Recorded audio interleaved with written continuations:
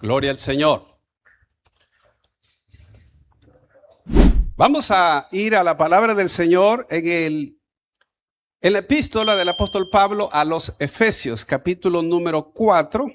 Vamos a tomar de base el versículo con el que finalizamos el domingo. Efesios 4:24. Póngase un momento de pie para que oremos de una vez que leamos la palabra. Lo leemos en el nombre de nuestro Señor Jesucristo, que dice: y vestido del nuevo hombre, creado según Dios en la justicia y santidad de la verdad. Le invito a que cierre sus ojos. Señor, gracias. En esta mañana, Señor, estamos acá, tu pueblo reunido, esperando siempre una palabra que venga, Señor, a hablar a nuestras vidas. Usa este siervo, Señor, y habla, Señor, a cada uno de los que hoy se ha congregado en tu casa. Que tu palabra sea de bendición, sea, Señor, de ayuda, sea de exhortación, pero también sea de consolación. Oramos en el nombre de Jesucristo. Amén y amén. Le invito a que tome sus asientos.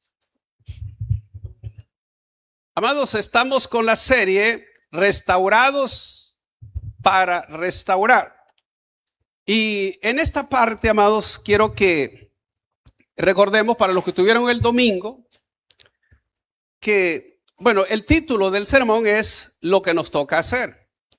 Entonces, el domingo estuvimos viendo que la Escritura nos dice que nosotros no podemos vivir la vida de antes. Por esto que dijo el apóstol Pablo, quiero en el Señor que ya no andéis como los otros gentiles que andan en la vanidad de su mente, teniendo el entendimiento entenebrecido, etcétera, etcétera.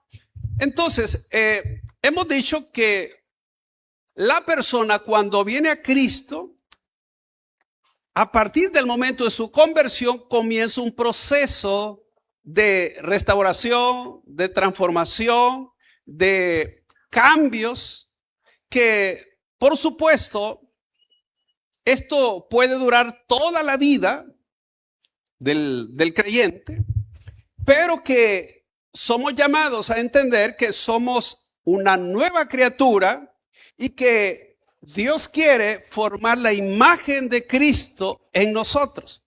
Y que esa imagen de Cristo tiene que ver con el carácter, tiene que ver con la manera de ser, la manera de vivir. Y por eso es que hay cosas que Dios nos manda a que uno debe hacer. Y en este caso, decíamos el domingo pasado que hay que despojarse del viejo hombre y que hay que renovar nuestra mente. Y el texto que hemos leído hoy dice que hay que vestirse del nuevo hombre. ¿Cuál es ese nuevo hombre? Note, creado según Dios en la justicia y la santidad de la verdad. Es decir, que para que la persona tenga un cambio notable, primero tiene que venir a Jesús. Óigame, la religión no transforma a las personas. Puede cambiar un poco la fachada, pero el cambio interior solo lo produce el Espíritu Santo a través de la palabra. Cuando venimos a Cristo y rendimos nuestra vida a Él, entonces el Espíritu Santo viene a morar en nosotros y a partir de ahí es que hay comienza esa transformación. Ahora, lo que estamos viendo hoy es que hay cosas que a usted y a mí nos toca hacer. Por lo tanto, lo que vamos a estudiar en los versículos a continuación nos dicen qué son aquellas cosas que uno debe de dejar. Por supuesto, incluyendo ya lo que hablamos el domingo pasado. En este texto de Efesios 4:24 dice que hay que vestirse del nuevo hombre. Es decir, que aquí representa ese nuevo hombre hablando de Jesús. Es decir, la imagen de Cristo o la forma en que el hombre ahora debe de comportarse y vivir. Algunas personas creen que el evangelio es una serie de reglas y prohibiciones. Y quiero que entendamos algo, que no se trata de prohibiciones, se trata de saber quiénes somos ahora en Cristo. Es decir, a qué grupo pertenecemos. Porque en esta vida solo hay dos grupos de personas. Los que van para el cielo y los que van para el infierno. Los que siguen a Jesús y los que siguen al diablo. Y así no hay un tercero. Entonces la persona tiene que saber a dónde está. Y tiene que practicar la vida cristiana mientras viva aquí, porque este es un ensayo para la eternidad. Las personas que no quisieron nada con Dios, vivieron una vida apartada de Él, no piensen que un día van a estar delante de Dios, Señor, aquí vengo. Por eso es que la Biblia dice que el Señor les va a decir a muchos, nunca os conocí, apartados de mí, hacedores de maldad. Lo dice Mateo capítulo 7, 21.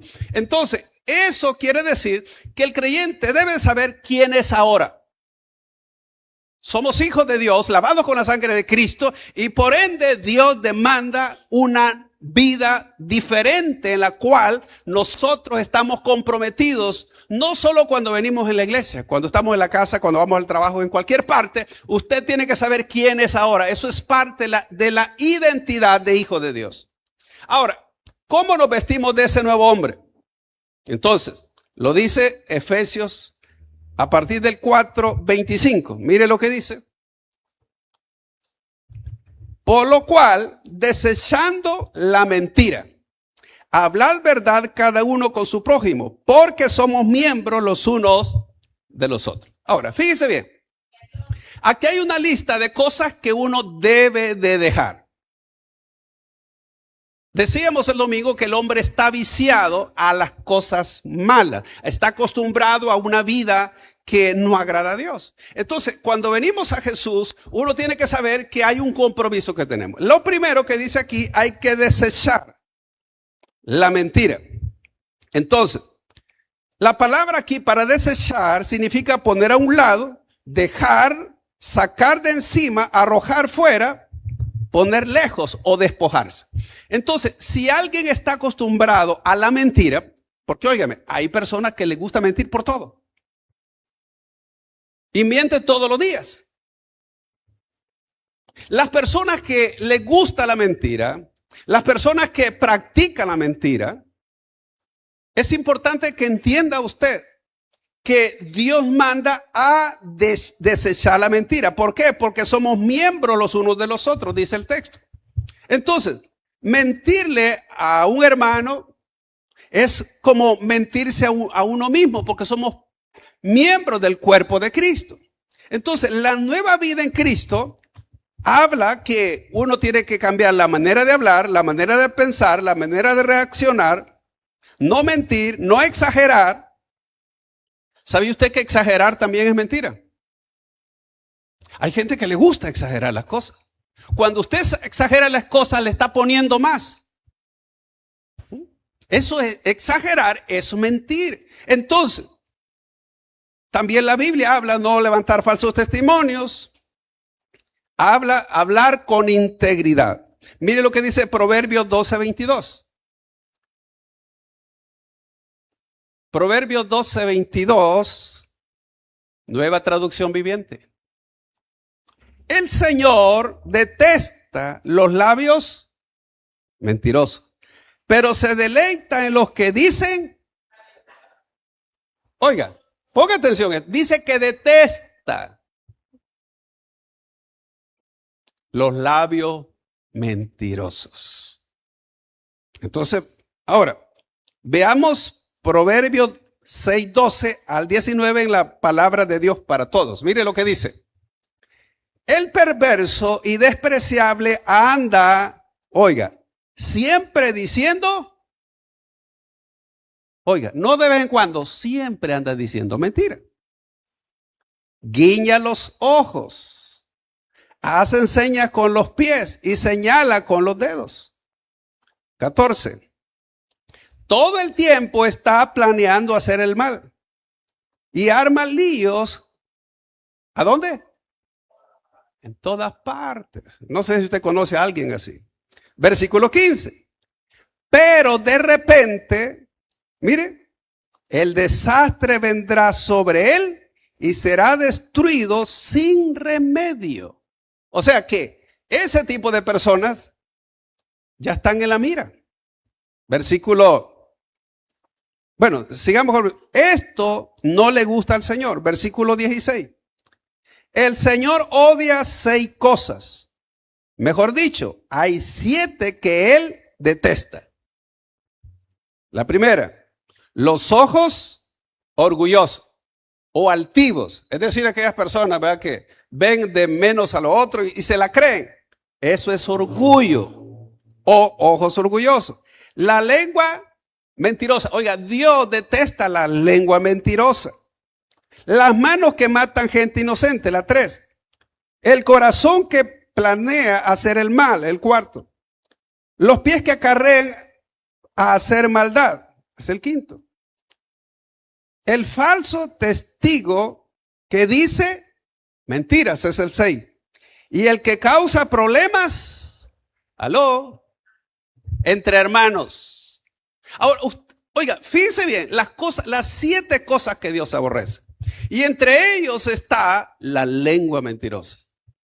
Y el que causa problemas entre hermanos, que le gusta mentir o le gusta, amados, dar falso testimonio. Eso dice que Dios aborrece. Entonces, ¿sabía usted que Cristo dijo que el diablo es mentiroso y es padre de la mentira? Entonces, cuando una persona se acostumbra a la mentira, está imitando al diablo. Eso lo dijo Jesús en Juan 8:44. Se lo dijo a los fariseos. Mire, Ananías y Zafira murieron por una mentira. ¿Qué le parece? Ahora, note que tan malo es la mentira que para que esta pareja murieran. ¿Y saben dónde murieron? En la iglesia. ¿Y quién los mató? El pastor de esa iglesia. Entonces, note, amados, cómo la mentira Dios la detesta. Ahora, la palabra de Dios dice que los mentirosos tendrán su parte en el lago de fuego. Ve lo que dice Apocalipsis 21:8. Pero los cobardes e incrédulos, los abominables y homicidas, los fornicarios y hechiceros, los idólatras. ¿Y qué dice? ¿Ya están durmiendo? ¿Qué dice? No dice algunos mentirosos, todos. Los mentirosos tendrán su parte, ¿a dónde? Que arde con fuego y azufre, que es la muerte. Amados, si alguien, óigame, está acostumbrado a la mentira y siempre miente, dice el Señor, ¿a dónde será su lugar? Óigame, no dice, ay, pastor, no, ahí dice. En el lago que arde con fuego y azufre. Oiga, los mentirosos, la escritura lo pone en el mismo nivel que los incrédulos, que los abominables, que los homicidas, que los fornicarios y los hechiceros y los idólatras. Porque hay gente, amado, que le gusta señalar y condenar a otros, pero son mentirosos. Y Dios lo pone en el mismo nivel que ese tipo de personas. Ah, porque es que una mentira piadosa. ¿Cuál piadosa? Desde ya la Biblia dice que Dios detesta la mentira y que los mentirosos tendrán su parte en el lago de fuego. Por lo tanto, amados, uno debe de saber que a Dios no le agrada la mentira. Uno se convierte en lo que dice por lo general. Un uniforme no convierte a alguien en un policía. Un estetoscopio no convierte a alguien en médico. Si usted me ve aquí con un estetoscopio, ahí viene el doctor, no es el doctor, no. Entonces, óigame, una Biblia en la mano tampoco convierte a alguien en cristiano. ¿Aló? Lo que demuestra la nueva vida es un corazón transformado. ¿Ve? Entonces, preguntémonos.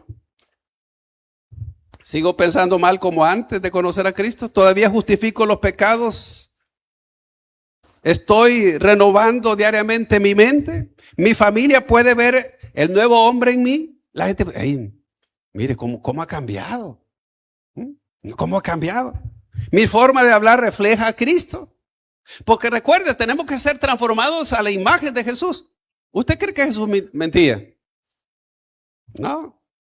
Ahora, entonces, lo primero es que dice la Biblia que hay que desechar la mentira. Lo segundo, debemos aprender a controlar la ira. Versículo 26.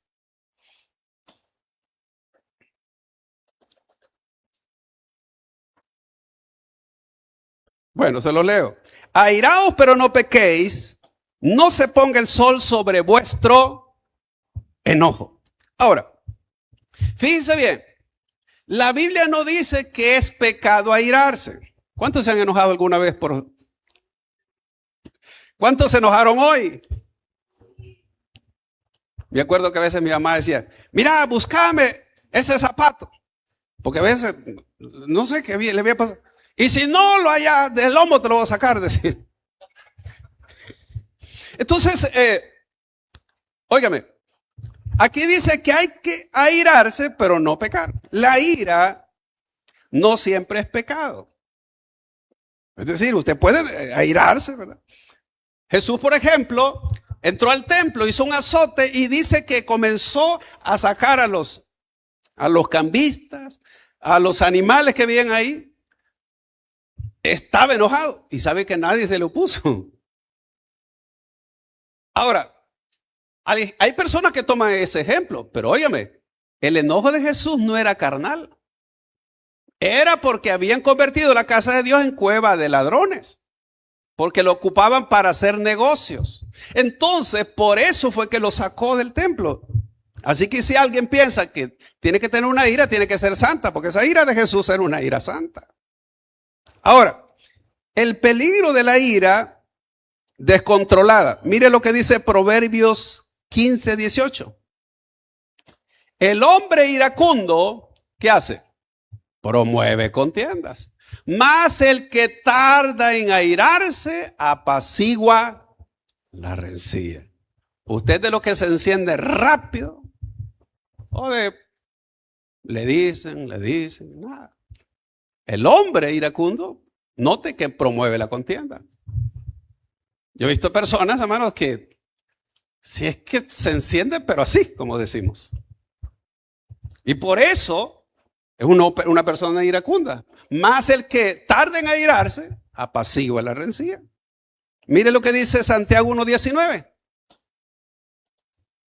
Por esto, mis amados hermanos, todo hombre sea pronto para oír, tardo para hablar, tardo para airarse. ¿Ve?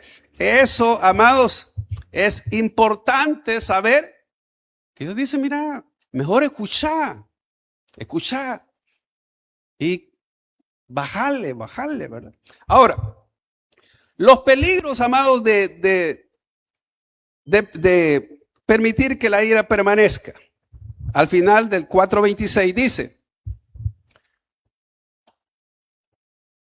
airaos pero no pequéis, no se ponga el sol sobre vuestro enojo. Ahora, ¿a qué se refiere, amados? El Señor está diciendo, mira, puedes incluso pasar el día enojado. Pero eso sí, no te acuestes enojado. ¿Ve? Entonces, acostarse enojado es pecado. ¿Por qué? Porque hay un problema que no está resuelto. Entonces, Dios dice, puedes airarte, pero no peque. ¿Cuándo es que una persona peca? Bueno, cuando se acuesta enojado, cuando insulta, cuando dice malas palabras, cuando le da rienda suelta a lo que siente. Entonces, allí eso sí es pecado. ¿Alguna vez usted se ha tropezado y más levantándose en el dedo chiquito? Ya está. Entonces, eso es malo. Eso es pecado. Entonces, uno tiene que saber que Dios dice que hay que airarse, pero no pecar. Ahora, pero ¿qué más pasa? Cuando alguien, óigame, llega la noche y se duerme enojado, ¿sabe lo que pasa? El versículo 27.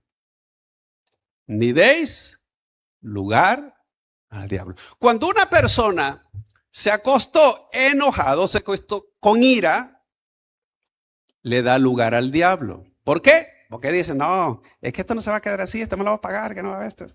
¿Ve? Y usted comienza y al día siguiente usted se despierta igual. Ese es darle lugar al diablo.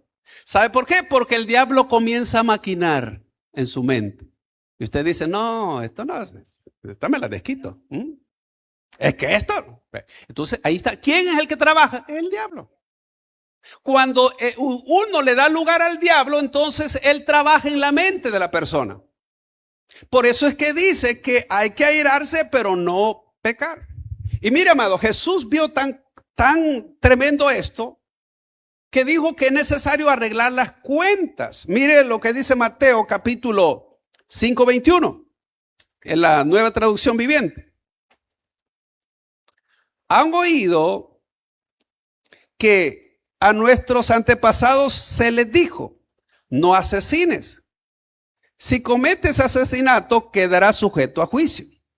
Oiga, mire cómo compara Jesús el hecho de asesinar. Oiga, dice, no asesinen. Y oiga, pero mire cómo cambia. Versículo 22. Pero yo digo, aun si te enojas con alguien, quedarás sujeto a juicio. Si llamas a alguien idiota, corres el peligro de que te lleven ante el tribunal. Y si maldices a alguien, corres peligro de caer en el fuego del infierno. ¿Aló? ¿Alguna vez usted le dijo a alguien idiota? Óigame, mire cómo Jesús dijo esto. Que no puede permitir uno insultar a alguien.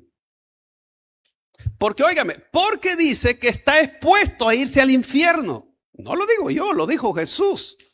¿Por qué? Porque esa es una ira, amados, que la persona toma y quiere derramar esa ira sobre otros. ¿Usted cree que en las cárceles no hay personas que en un momento de ira golpearon, mataron, hicieron algo a alguien? Mire, ¿cuántos hombres cree que hay ahí, amados, pagando la muerte de su esposa o su compañera de vida? Porque se airaron y hoy se arrepienten. Pero ya no se puede. ¿Por qué? Hoy tiene que pagar. Entonces note cuán importante, amados, es tener cuidado con eso. Ahora, mire lo que dice el versículo 23. Por tanto, si presentas tu ofrenda en el altar del templo y de pronto recuerdas que alguien tiene algo contra ti, deja la ofrenda ahí en el altar, anda y reconcíliate con esa persona. Luego ven y presenta tu ofrenda a Dios. Estás diciendo, mira, no puedes estar, si vienes a la iglesia, si vienes al templo, vas a poner tu ofrenda. Claro, cuando habla de su ofrenda ahí, era porque traía un sacrificio. Pero no te dice, deja ahí tu ofrenda, por si acaso no regresa, ¿verdad? Y luego, reconcíliate con esa persona. Entonces, está diciendo Jesús que no podemos permitir guardar rencor o resentimiento contra alguien. ¿Por qué? Porque eso le va a causar problema a usted. Entonces, note cómo Jesús, amados, pone tan importante es el estar en paz con todas las personas. Una pequeña chispa, amado, puede incendiar un bosque entero. Así ocurre con el enojo. Un momento de enojo puede causar desastres. Ahora, entonces, son las cosas. El título del sermón es lo que nosotros nos toca hacer. Es decir, estas cosas es uno que tiene que decidir dejar de hacer. ¿Ve? En el caso, mire lo que dice el 28 de Efesios 4. el que hurtaba, no hurte más, sino trabaje haciendo con sus manos lo que es bueno, para que tenga que compartir con el que padece necesidad. Ahora, fíjese bien, este texto dice el que hurtaba. ¿Cuál es la diferencia entre hurtar y robar? Bueno, robar es que usted lo hace delante de la persona, pero hurtar es que agarra algo mal puesto ahí, se lleva una Biblia o qué sé yo. Fíjense, amados, que una vez que fuimos a Colombia, a la iglesia del pastor Ricardo Rodríguez con mi esposa, eso fue hace el 2010. Como es una iglesia inmensa, eran unas galeras, amados, son unas galeras, amados, que ahí es el templo. Y esa vez, como era un congreso mundial, o sea, llevaba de muchas partes del mundo llegaban. Pero ¿sabe qué? Nos decían, mire, si usted se va a levantar y va a pasar al altar, lleve las cosas con usted. Usted no las podía dejar ahí porque regresaba y ya no había nada. En Colombia es tan tremendo así que usted llegaba a un restaurante a comer, no le decían a usted, mire, si usted ponía, digamos, uno, por ejemplo, las mujeres acostumbran a poner la cartera en la silla, la ponen colgada ahí. Dígale, no, téngale sus piernas, le decían. Oiga, en un restaurante. ¿Por qué? Porque sabía que hay gente que hurta. Una pareja que fueron, varias personas fueron a dar un tour allá a Europa, fueron ¿cómo le llama? A Japón. Y oigan, pensando que era gente honesta. O sea, siempre hay gente. Y mire, cuando se dio cuenta de un ascensor, le robaron la cartera.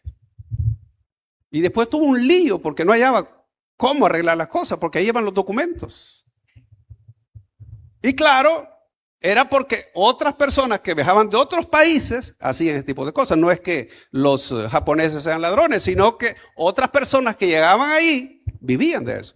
Ahora, pero ¿qué es lo que quiero decir aquí? Dice, amado. Bueno, veamos el mismo texto en la Nueva Traducción Viviente.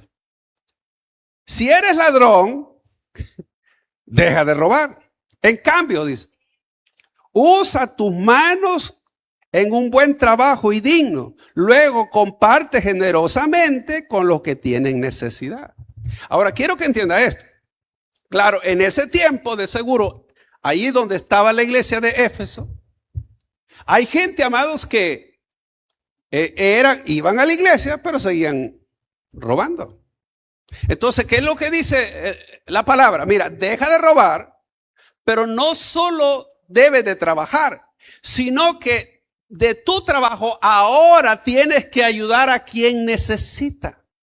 Y este punto es bien importante, amado, porque Dios no solo quiere que la persona trabaje, sino que con lo que hace sea de bendición para otras personas. Es fácil ayudar a la familia porque hay que sostener a la familia, ¿no? En el caso los esposos tienen que poner para la comida, para todos los gastos. Pero aquí está diciendo que la persona no solo debe de trabajar para él, sino para quien padece necesidad. Porque hay personas que dicen, mire, hay necesidad aquí, pero la pregunta es, ¿qué hace uno? ¿Ve? Entonces, en este punto está diciendo que uno debe de ayudar a quien necesita. Así que, por supuesto, en las iglesias, la mayoría de personas trabajan, la mayoría, pero no siempre las personas ni ayudan, óigame, a quien necesita, ni mucho menos a la obra de Dios. Entonces dígame, ¿y cómo podemos decir que Cristo está en mí? Si yo no apoyo ni siquiera a un hermano o hermana que necesita, y mucho menos a la obra de Dios. Entonces, ¿cómo demuestro que realmente está el amor de Cristo en mí?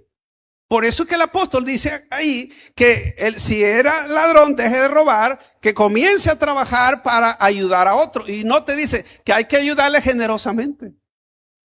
¿Qué le parece? Yo sé que está poniendo serios algunos, pero ahora bien, entonces esto habla que la nueva vida del creyente debe demostrarse en acciones, no en palabras. No en palabras, sino en acciones. Ahora, el creyente asimismo tiene que cuidar su forma de hablar. Mire el versículo 29 de Efesios 4. Ninguna palabra corrompida salga de vuestra boca, sino la que sea buena para la necesaria edificación, a fin de dar gracia a los oyentes. Óigame bien, la palabra aquí, corrompida, significa podrida, podrida, corrompida, que no vale nada. Es decir, como un tomate que usted lo ve dentro de los demás tomates y está podrido, ¿qué hay que hacerlo? Hay que botarlo. Óigame. Entonces, a eso se refiere. Que toda palabra que sale de nuestra boca y es corrompida, que no ayuda, no sirve para nada, no edifica, no bendice, esa palabra no debe de salir de la boca de un creyente. Por eso uno tiene que cuidarse la manera de hablar. ¿Ve? Porque toda palabra dice ninguna. Note, cuando dice ninguna es ninguna palabra corrompida salga de vuestra boca. Por el contrario, si no, dice, ¿cómo? La que sea buena para la necesaria edificación a fin de dar gracia a los oyentes. En otras palabras, el Señor quiere que lo que hablemos bendiga, ayude, edifique y haya gracia entre las demás personas. Entonces es bueno conocer cuál es nuestro lenguaje, cómo hablamos, porque de la abundancia del corazón abra la boca. Las personas que siempre andan diciendo cosas malas, negativas, es que por dentro tiene un almacén tan grande que el Señor no lo ha limpiado porque no le ha entregado ni el corazón ni la lengua. Entonces por eso es importante que uno entienda que Dios quiere transformar la manera de pensar. Mire cómo dice el mismo texto en la palabra de Dios para todos. No digan malas palabras, sino palabras que ayuden y animen a los demás, para que lo que hablen le hagan bien a quien los escucha. ¿Cuántos aquí dicen malas palabras? No todos. Pregúntele a mi esposa si me oye malas palabras. Es que óigame una cosa, amados. Hay que entender que lo que hablamos demuestra quiénes somos. ¿Sí? ¿Sabe que cuando yo me convertí, una de las primeras cosas que me propuse era dejar las malas palabras? No tardó ni un año para que yo me despojara de las malas palabras. Y es importante saber, porque, por ejemplo, si sus hijos le han oído una mala expresión, ellos lo van a decir. Una palabra que me quedó que para mí no era mala, pero sí tiene un sentido feo. Es que cuando mi hijo estaba pequeño, lo recuerdo, que yo decía cochinada, decía, esta cochinada, decía yo, porque algo que me estaba haciendo y no me salía bien. Pero un día mi hijo, estaba chiquito, ¿no? Como 3 años. Cochinada, dice entonces. Entonces, yo dije, pues, no vuelvo a decir esa palabra. Porque él estaba haciendo algo y se enojó, entonces dijo esa palabra. Ah, dije, entonces tengo que tener cuidado con lo que diga. ¿Ve? Entonces, note, dice aquí que hay que tener cuidado con esa palabra. Entonces, hay palabras, amados, que destruyen. Insultos, burlas, críticas, chismes, sarcasmo, malas respuestas. Mire lo que dice Levítico 19:16.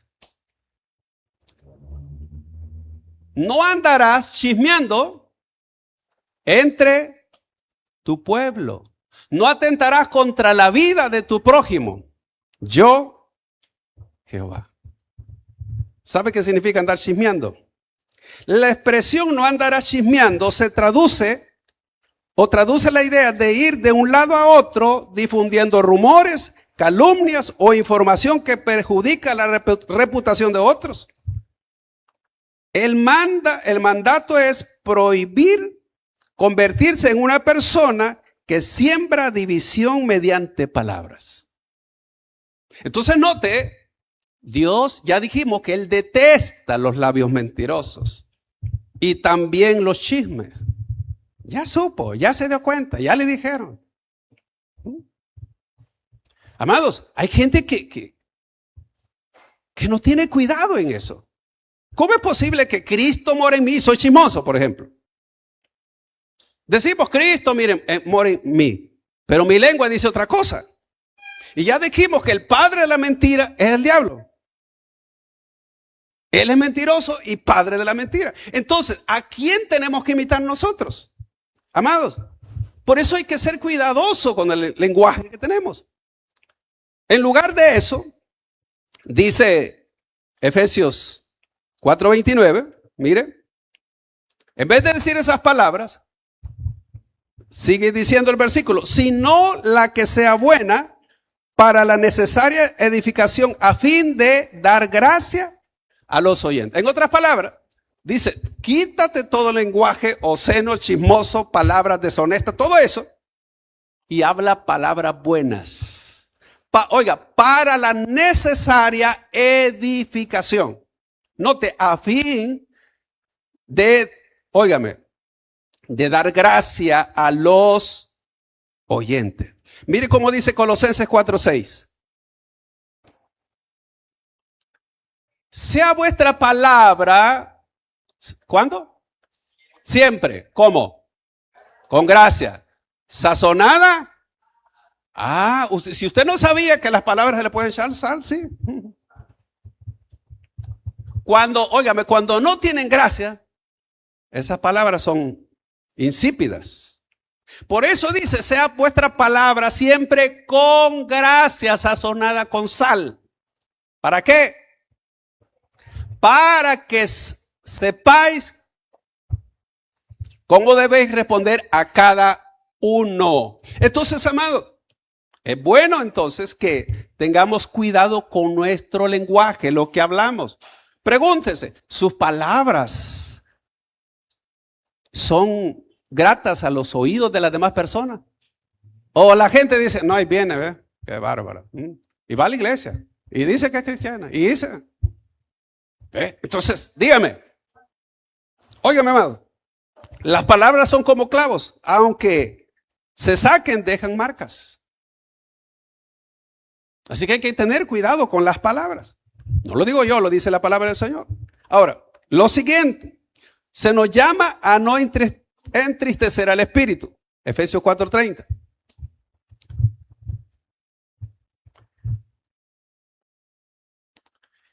Y no contristéis al Espíritu Santo de Dios, con el cual fuiste sellados para el día de la redención. Ahora, mire, las acciones anteriores y aún las posteriores contristan al Espíritu.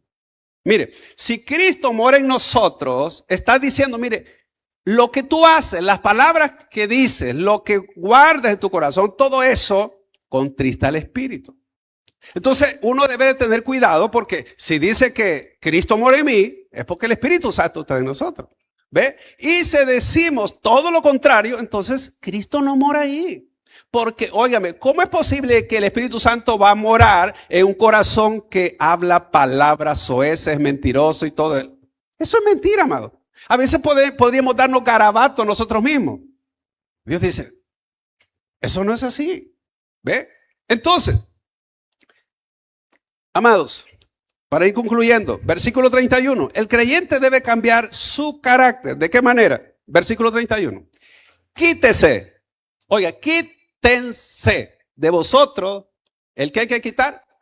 Toda amargura, enojo, ira, gritería y maledicencia y toda malicia. Le voy a explicar brevemente. La palabra quitar significa tomar algo separándolo y apartándolo de otras cosas, o del lugar o sitio en que estaba. Entonces note, aquí no dice ora, dice quítense de vosotros. ¿El qué hay que quitar? Toda amargura. ¿A dónde se lleva la amargura? Aquí. Amados, hay personas que pueden estar en la iglesia, pero tienen amargura. Allá viene esa desgraciada, mire. O ese, mire, que es lo que me hizo. ¿Ve? Y usted levanta las manos, pero ahí ve. O sea, dice, quítese de vosotros toda amargura. La amargura nos daña y daña a los demás. ¿Cómo es que llega la amargura? Cuando usted lo ofendieron, no perdonó y guarda el rencor. Entonces eso se vuelve amargura. Mire, amado, allá estaba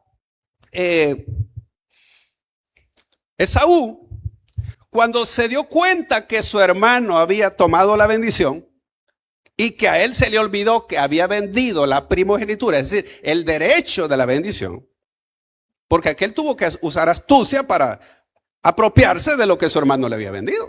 Legalmente, la bendición le pertenecía ya a Jacob. Pero, ¿por qué? Porque él la compró con un plato de comida. Ahora bien, pero cuando aquel se dio cuenta, la mamá le dice, mira, tenés que huir porque si no, este te va a matar. Andate allá donde mi familia. Y usted sabe, él se fue para Harán. Amados, ¿sabe los cuántos años regresó Jacob? A los 20. Y mire, ¿usted cree que a su hermano se le había olvidado? Venía con 400 hombres a encontrarlo. 400, lea usted la historia. 400 hombres él traía para encontrarse con su hermano. Pero no era para dar la bienvenida, no. Y ahí porque Dios trabajó, fue que Jacob, Esaú no mató a su hermano Jacob. Óigame, 20 años y no se le había olvidado. Así pueden haber personas que ya tienen más de 20 años, están en el evangelio y no se les olvida lo que alguien le hizo. No, es que ese fulano, el infierno va a arder. No, lo más seguro que la persona que dice eso es la que va a arder en el infierno. ¿Por qué? Porque la amargura, amados, es la que consume el interior de las personas por falta de perdón. Entonces, ahí dice que hay que quitar la amargura. La persona amargada, por lo general, amados, es una persona resentida, cínica, cruel, indiferente, implacable y desagradable como para estar con ella. Nadie quiere estar con una persona así. Pero luego hay la otra palabra, enojo. Note, quítese vosotros toda amargura, enojo. Ahora, fíjese bien.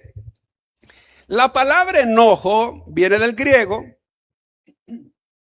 Sugiere una condición más fija o permanente en la mente, frecuentemente con vistas a tomar venganza. Por ejemplo, a usted le hicieron algo, le fallaron de alguna manera y usted guarda eso. Eso se puede volver enojo. Es decir, el enojo puede durar un día, 2 días, una semana, un mes, pero puede durar años. ¿Cómo? Vaya. Ya le puse el ejemplo de lo que pasó con Esaú y su hermano. Pero mire lo que pasó con Amnón y Absalón. Absalón tenía una media hermana, tenía una hermana que se llamaba Tamar. Pero viene Amnón y violó a la media hermana. Entonces, dice la Biblia que Absalón no dijo nada. Y se encontraba con el hermano como que si todo estaba bien. Pero dijo, este me la va a pagar. A los 2 años hizo una celebración. Invitó a todos sus hermanos, incluso invitó al papá. Él sabía que David no iba a asistir.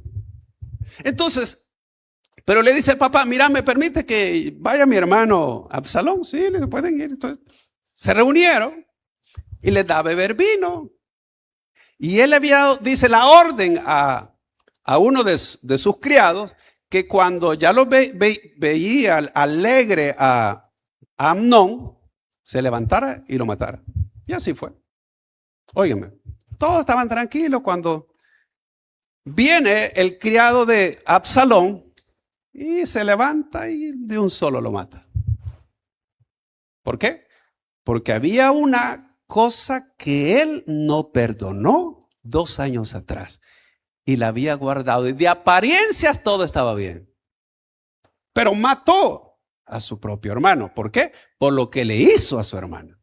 Entonces, amado, hay personas que guardan las cosas y buscan la oportunidad para tomar venganza. Ese es enojo. Entonces, el enojo puede durar años. Pero, óigame, dice luego ira. La ira es un arrebato de un momento. Que usted le dijeron una cosa y usted se encendió, ¿verdad? Y ¿quién es? Amado, o quiere en ese momento hacer cosas. Claro, por arrebatos de ira, hay hombres que han matado a su mujer y están en la cárcel y se lamentan por eso.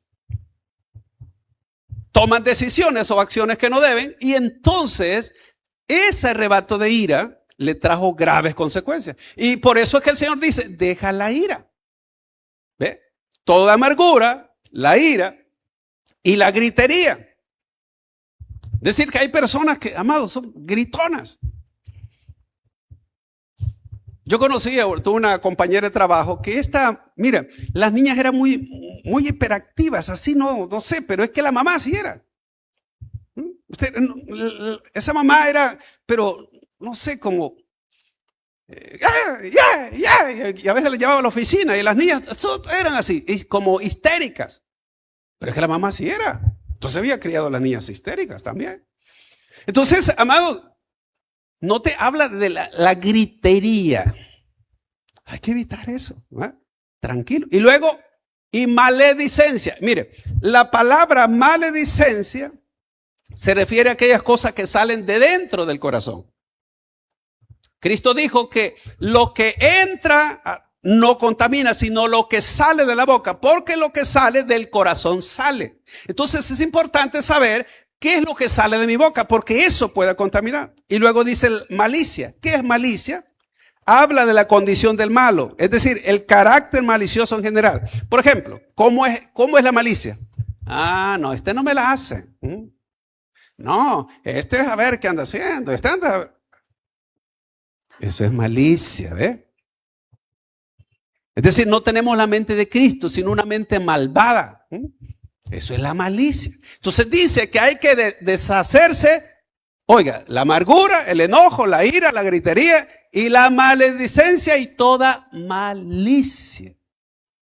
¿Ve? Entonces, y terminamos, versículo 32. Por el contrario, mire, antes, sed benignos unos a otros. Mire, la palabra benigno aquí significa aquello que es placentero, dicho de personas bondadosas. ¿Ve? A eso se refiere benigno, ser benigno. Entonces, luego dice misericordiosos. La palabra misericordioso habla de ser compasivo, de corazón tierno. ¿Cuántos aquí son compasivos y de corazón tierno? Ese es ser compasivo. ¿Ve? Se compadecen los demás. Pobrecito, dice, mire, vamos a ver cómo le ayudamos. Eso es ser compasivo. Vamos a orar por él. ¿Pero qué es lo que dice otra persona? No, algo está pagando. ¿Ve? Entonces, eso no es ser compasivo. Note. Luego dice, amados, mire, perdonándoos. ¿A quiénes hay que perdonar? Unos a otros. Óigame, si usted quiere recibir perdón de Dios, tiene que perdonar. Y si quiere recibir perdón de otras personas, usted tiene que aprender a perdonar a otras personas.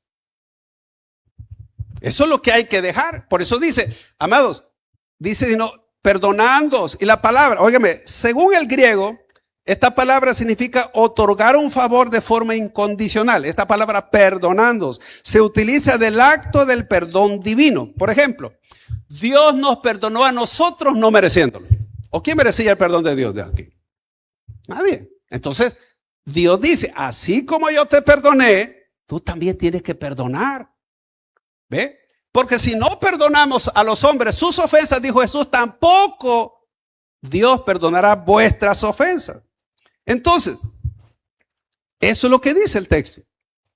Así que Jesucristo es el modelo de perdón. ¿Sabe usted que Jesucristo habló mucho del perdón? Pero amados, hay gente en las iglesias que son rencorosas. ¿Por qué? Porque nunca han perdonado. Óigame, lo que usted no perdona a otros, Dios tampoco se lo perdona a usted. Y todos los días le fallamos nosotros al Señor. Y hay personas con una falla con una cosa que nos dijeron o nos hicieron, agarran candado y cambian. Cuando Jesucristo dijo que hay que perdonar no 7, sino 70 veces 7. ¿Para qué? Para tener un corazón libre. Los corazones que están libres, amados, son personas en verdad que tienen paz, se llevan bien con todos, no tienen ningún choque con nadie. Son personas, amados, que les gusta a las personas hablar o estar con esas personas. Así que, amados, ¿cómo nuestro carácter, cómo nuestro lenguaje, de qué manera nos comportamos? ¿Usted pasa peleando con su cónyuge? Si usted es la persona que pelea bastante con su cónyuge, amados, eso significa que Cristo no mora ni en la casa ni en su corazón. Como aquella pareja, ¿verdad? No. Una vez estaban dos amigos hablando sobre los pleitos a veces entre parejas. Y le dice uno al otro, mira, le digo, cada vez que yo tenía un pleito fuerte con mi esposa, ella viene de rodillas delante de mí. Y le dice el otro, que lo vio así como, dice, te va a creer. Sí, le dijo, es verdad. Mira, cuando hemos tenido una discusión muy fuerte, yo me meto debajo de la cama, le dice. Y ella viene de rodillas, salí de ahí, desgraciado, pelea como hombre. Amados, no solo digamos que somos creyentes, demostrémoslo en la conducta, en la manera de vivir, en la manera de tratar a las demás personas. Entonces, finalizo. ¿Cómo está su lengua? ¿Está hablando la verdad? ¿Cómo está su corazón? ¿Hay resentimientos? ¿Hay amargura? ¿Hay falta de perdón? ¿Cómo está en su trabajo? ¿Usted trabaja también para usted y para bendecir a los demás y para bendecir la obra de Dios o solo para usted? ¿Es honrado? ¿Cómo están sus palabras? ¿Edifican? ¿Estoy entristeciendo al Espíritu? ¿He perdonado como Cristo me perdonó? Así que, amados, la nueva vida en Cristo no consiste únicamente en cambiar de religión. Consiste en cambiar la naturaleza. Donde había mentira, hoy hay verdad. Donde había odio, hoy hay perdón. Donde había robo, hoy hay generosidad. Donde había palabras destructivas, ahora hay palabras que edifican. Donde gobernaba la carne, ahora gobierna el Espíritu. Así es la nueva vida. Cristo dijo, así alumbre vuestra luz delante de los hombres para que vean vuestras buenas obras y glorifiquen a vuestro Padre que está en los cielos. O sea, la gente tiene que ver si en verdad somos creyentes. Pero si dicen, no, para ser como esa persona, no, soy así estoy. Y lo peor que el tabernáculo de restauración llega, dice. A la iglesia le echan la culpa. Entonces, uno debe entender en verdad de que no puede, amados, vivir una vida religiosa. Si una persona es alguien que se congrega, pero no cambia ni su lenguaje, ni su corazón, solo es religioso. Y la Biblia no dice que los religiosos van a entrar al reino de los cielos. Dice que el que ha nacido de nuevo son los que van a entrar al reino de los cielos. Yo sé, todos tenemos fallas. Yo tengo fallas. Porque no estamos hablando de perfección. Estamos hablando que en nosotros tiene que notarse algo, pues. ¿No acaso Cristo dijo, vosotros sois la luz del mundo? Una ciudad asentada sobre un monte no se puede esconder. Ni se enciende una luz y se pone debajo del cajón. Sino que se pone, dice, ¿verdad?, en alto para que alumbre a todos los que están en casa. Así alumbre vuestra luz delante de los hombres. Entonces, amado, ese es el reto que tenemos. Ya le dije, no son prohibiciones, son verdades. Son, amados, realidades donde me hace a mí reflexionar de saber de qué lado estoy. Si al lado de Cristo o al lado de los que no conocen al Señor. Los religiosos no pueden cambiar. Los que han nacido nuevo, que tiene a Cristo en su corazón, esos sí pueden cambiar. Hemos llegado al final de este mensaje. Si usted no ha recibido a Jesucristo como su Señor y Salvador personal, o usted se ha alejado de los caminos de Dios y desea reconciliarse, yo le hago la invitación para que en esta oportunidad reciba a Cristo. ¿Y cómo lo va a hacer? Repitiendo conmigo la siguiente oración. Señor Jesús, yo te recibo hoy como mi único Salvador personal. Creo que eres Dios, que moriste en la cruz por mis pecados y que resucitaste al tercer día. Me arrepiento, soy pecador. Perdóname, Señor. Doy gracias al Padre por enviar a su Hijo a morir en mi lugar. Gracias, Jesús, por salvar mi alma hoy. Amén. Si usted ha hecho esta oración, yo le invito para que se congregue en una iglesia donde se predique el Evangelio de Jesucristo. Que usted pueda también leer la palabra de Dios para que tenga mayor conocimiento de Él y pueda orar. Orar es platicar con Dios. Y si no, le invitamos a nuestra iglesia en Tabernáculo de Restauración, acá en Soyapango, con nuestros horarios de día domingo, 8 y 10, y día viernes a las 6 de la tarde. Todos serán bienvenidos. Que Dios les bendiga.